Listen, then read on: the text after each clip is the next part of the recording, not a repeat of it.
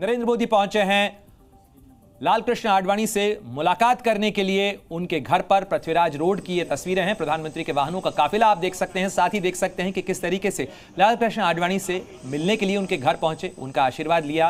लाल कृष्ण आडवाणी की बेटी प्रतिभा आडवाणी भी यहां तस्वीरों के अंदर नजर आ रही हैं।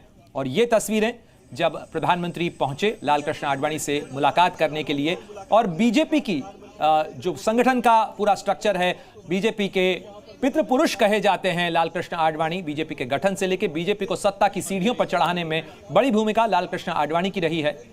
और इन तस्वीरों के साथ ही सीधे रुख करते मेरे दो सहयोगी मेरे साथ जुड़ रहे हैं, रविंद्र कुमार और रवि त्रिपाठी। रविंद्र, जिस तरीके से मैं दर्शकों को भी बता रहा था कि एक पुराना लंबा सिलसिला रहा है, चाहे लाल कृष्ण आडवाणी और नरेंद्र मोदी का चुनावी संगठन के बीच का तालमेल रहा हो गुजरात का, या फिर सत्ता में आने के बाद का भी, लेकिन ये आज की तस्वीरें जाहिर तौर पर एक भावुक पल लाल कृष्ण आडवाणी के लिए भी और नरेंद्र मोदी के लिए भी।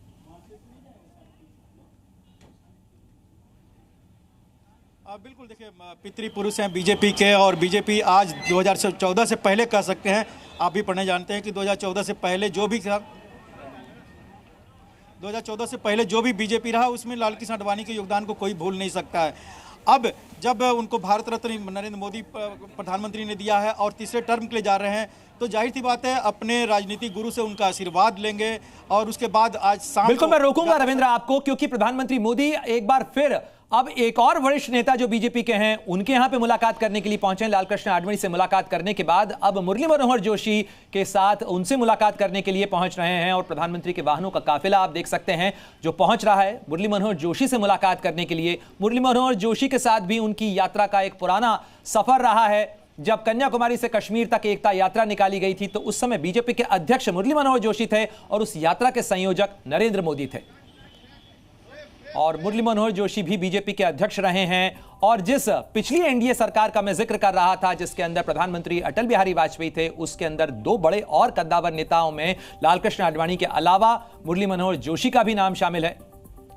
और इन तस्वीरों के साथ एक बार फिर रुख करते हैं, मेरे दोनों सहयोगी मेरे साथ लगातार जुड़े हुए हैं। मैं रवि त्रिपाठी का रुख करता हूं। रवि, ये तस्वीरें जाहिर तौर पर एक राजनीतिक संस्कार भी होता है और कहीं ना कहीं उस राजनीतिक संस्कार का ही तकाजा है कि वरिष्ठ लोगों से जाके उनका आशीर्वाद जरूर लिया जाए, एक नई शुरुआत, एक नई पहल को आगे बढ़ाने से पहले।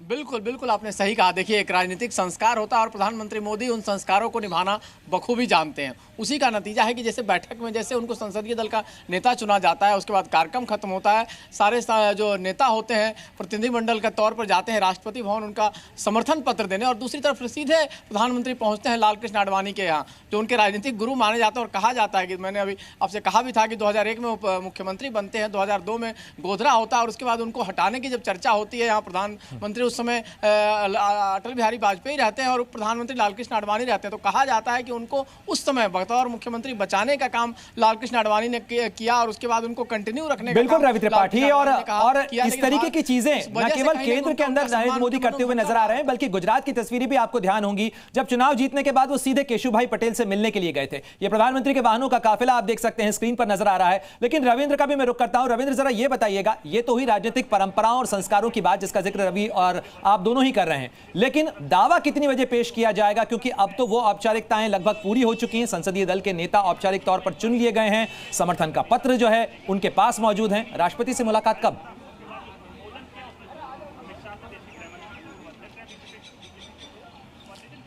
देखिए, एनडीए के नेता राष्ट्रपति भवन पहुंच गए हैं और वहां पर जो समर्थन का पत्र है, एनडीए घटक दलों द्वारा दिया गया समर्थन और संसदीय दल के द्वारा बीजेपी संसदीय और एनडीए संसदीय दल द्वारा उनको चुने जाना और लोकसभा में नेता, एनडीए का नेता चुने जाने, ये तीनों का पत्र जो आज सेंट्रल हॉल में पारित हुआ, जहां हम लोग मौजूद थे वहां पर, उस पत्र को भी महामहिम राष्ट्रपति को दिया जाएगा। और एक परंपरा है कि उस पत्र को राष्ट्रपति को दिया जाता है और राष्ट्रपति संतुष्ट हो जाती तो फिर उसके बाद नेता जो होता है एनडीए का, वो सरकार बनाने का दावा पेश करता है और राष्ट्रपति उस दावे के लिए उनको आमंत्रित करती है। तो दो पत्र प्रधानमंत्री नरेंद्र मोदी जब जाएंगे राष्ट्रपति के सामने दावा पेश करने के लिए, तो उनको एक एनडीए की तरफ से पत्र देंगे कि वो एनडीए के नेता चुने गए हैं, जैसा कि एनडीए के नेताओं ने राष्ट्रपति को दिया होगा। बिल्कुल रविंद्र, आप संसद भवन में मौजूद हैं, जरा आपसे ये भी समझना चाहेंगे कि जब नरेंद्र मोदी मुलाकात करने के लिए जाएंगे राष्ट्रपति से इस समर्थन पत्र के साथ, तो क्या उनके साथ चंद्रबाबू नायडू और नीतीश कुमार भी होंगे? क्योंकि ये गठबंधन की सरकार है और हमने देखा है कि इसके पहले भी जब गठबंधन सरकारें होती तो सहयोगी दल और उनके नेता भी जाते हैं।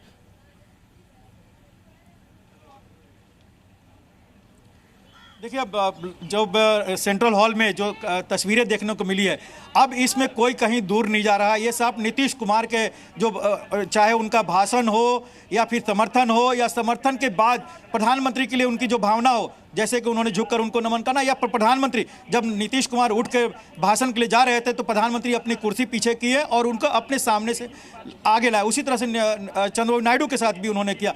तो जो ये रिश्ता अभी बना है, और जैसा कि प्रधानमंत्री ने दावा किया कि ये केवल भीड़ नहीं है बल्कि देश को विकसित भारत बनाने का एक समूह ऐसा है जो डेडिकेटेड है, कमिटमेंट है। तो कहीं ना कहीं अब प्रधानमंत्री जब दावा पेश करने जाएंगे उस समय चाहे वो नीतीश कुमार हो या फिर चंद्रबाबू नायडू हो, जाहिर सी बात जेपी नड्डा होंगे, अमित शाह होंगे, राजनाथ सिंह, ऐसे तमाम नेता उस समय भी मौजूद रहेंगे। लेकिन एक परंपरा है कि जो घटक दल के नेता हैं, सरकार को जो मुख्य अगुवा है पार्टियों के, वो राष्ट्रपति को संतुष्ट करते हैं, और राष्ट्रपति जब संतुष्ट हो जाती है तो उनके नेता उनको दावा पेश करते हैं। तो एक परंपरा नहीं, लेकिन सबसे जो महत्वपूर्ण है, जिस तरह से आज प्रधानमंत्री नरेंद्र मोदी का 1 घंटे 15 मिनट का भाषण हुआ, उसमें बीजेपी से ज्यादा एनडीए की बात हुई। आपने देखा होगा, उन्होंने शरद यादव का जिक्र किया, उन्होंने जॉर्ज फर्नांडिस का जिक्र किया, उन्होंने तमाम एनडीए के बड़े नेताओं का जिक्र किया। उन्होंने एनडीए की ही बात की, न कि सिर्फ भारत बीजेपी की बात की, और एनडीए के घटक दल के नेता के साथ मिलकर भारत को 2000 रविंद्र, और ये जनादेश का तकाजा भी है, क्योंकि इस बार जो जनादेश 10 साल का भी जिक्र किया। जी बिल्कुल, ये जनादेश जो है रवि त्रिपाठी, ये जनादेश एनडीए को मिला है। बीजेपी के पास अपने दम पर बहुमत नहीं है, और इसीलिए शायद प्रधानमंत्री की भाषा जो है, वो जो स्क्रिप्ट है वो कुछ बदली हुई है, और इसीलिए अब जोर जो है वो एनडीए पर ज्यादा है।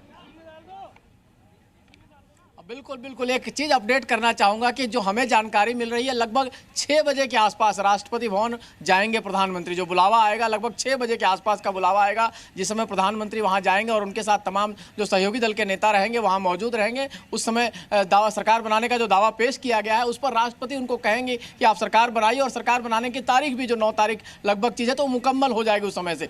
ये प्रोसेस रहा। लेकिन जो आपने कहा एनडीए की बात, तो कहा एक गाना है कि चले थे साथ मिलकर हम, चलेंगे साथ मिलकर हम। अब ये गाने के साथ ही अगले 5 साल तक चलना है, और एनडीए कहना पड़ेगा बार बार। देखिए, एक बात ये भी हकीकत है कि एनडीए में जितनी भी सीटें आई हैं उसमें भी प्रधानमंत्री मोदी का ही योगदान है, अकेले किसी और का योगदान ज्यादा नहीं है। प्रधानमंत्री मोदी के नाम पर ही ज्यादातर बिल्कुल रवि, और जैसा आप कह रहे हैं कि हम साथ साथ है कि तस्वीर दिखाने की कोशिश होगी, इसीलिए शायद ये है कि 7 देशों के जो नेता हैं उनको बुलाया गया है, वो 7 भी साथ हैं।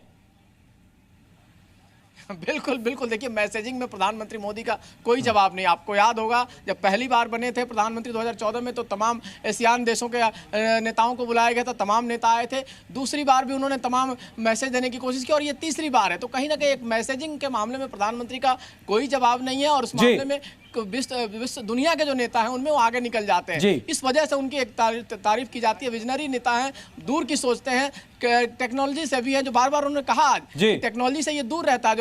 जो गठबंधन है दूसरा इंडी गठबंधन, वो कहीं ना कहीं पीछे ले जाता है देश को, 30 साल पहले ले जाता है। हम आगे ले जाने की बात तो तमाम वो बातें हैं, इरादे हैं जो जताए गए हैं। बहुत बहुत शुक्रिया तमाम जानकारी। मुरली मनोहर जोशी के घर पहुंचे प्रधानमंत्री मोदी, उनसे मुलाकात करने के लिए, और किस तरीके से मुरली मनोहर जोशी, बीजेपी के पूर्व अध्यक्ष, बीजेपी के वरिष्ठ नेता, इस समय अभिनंदन करते हुए नरेंद्र मोदी का यहां नजर आ रहे हैं, दोनों नेता बात करते हुए। और जैसा हम आपको लगातार बता रहे हैं कि दोनों के बीच का एक करीबी नाता रहा है, क्योंकि 1991 की एकता यात्रा के अंदर मुरली मनोहर जोशी उस समय बीजेपी के अध्यक्ष थे, और उस एकता यात्रा के संयोजक थे नरेंद्र मोदी। 1991 में कन्याकुमारी से लेकर कश्मीर तक ये यात्रा निकली थी, और इससे पहले नरेंद्र मोदी ने जाके मुलाकात की लालकृष्ण आडवाणी से भी, और लालकृष्ण आडवाणी के चुनाव मैदान से लेकर संगठन का कामकाज संभालने तक नरेंद्र मोदी और उनके बीच का एक करीबी नाता रहा है। और बीजेपी के दोनों ही वरिष्ठ नेताओं, कहा जा सकता है दोनों को ही, कि इस समय जो बीजेपी के सबसे वरिष्ठ नेता हैं, पितृ पुरुष कहे जाते हैं, लालकृष्ण आडवाणी और मुरली मनोहर जोशी, उन दोनों से उनका आशीर्वाद लेने के लिए नरेंद्र मोदी पहुंचे, और उनके घर जाकर नरेंद्र मोदी ने मुलाकात की। और यह राजनीतिक परंपरा, राजनीतिक संस्कार का भी एक तकाजा है, वरिष्ठ नेताओं का जाके आशीर्वाद लेना। और नरेंद्र मोदी इसे बखूबी जानते हैं। इससे पहले गुजरात के चुनाव में भी जब चुनाव जीते थे नरेंद्र मोदी, तो सीधे केशुभाई पटेल के यहां पे पहुंचे थे 2012 का विधानसभा चुनाव जीतने के बाद। और इससे पहले नरेंद्र मोदी मुलाकात करते रहे हैं लालकृष्ण आडवाणी से, जब उन्हें भारत रत्न दिया गया उस समय भी मिलने पहुंचे थे। और एनडीए की नई सरकार के गठन से पहले, एनडीए संसदीय दल का नेता निर्वाचित होने के बाद, औपचारिक तौर पर एनडीए संसदीय दल की बैठक को संबोधित करने के बाद, पहले लालकृष्ण आडवाणी से घर जाकर उनका आशीर्वाद।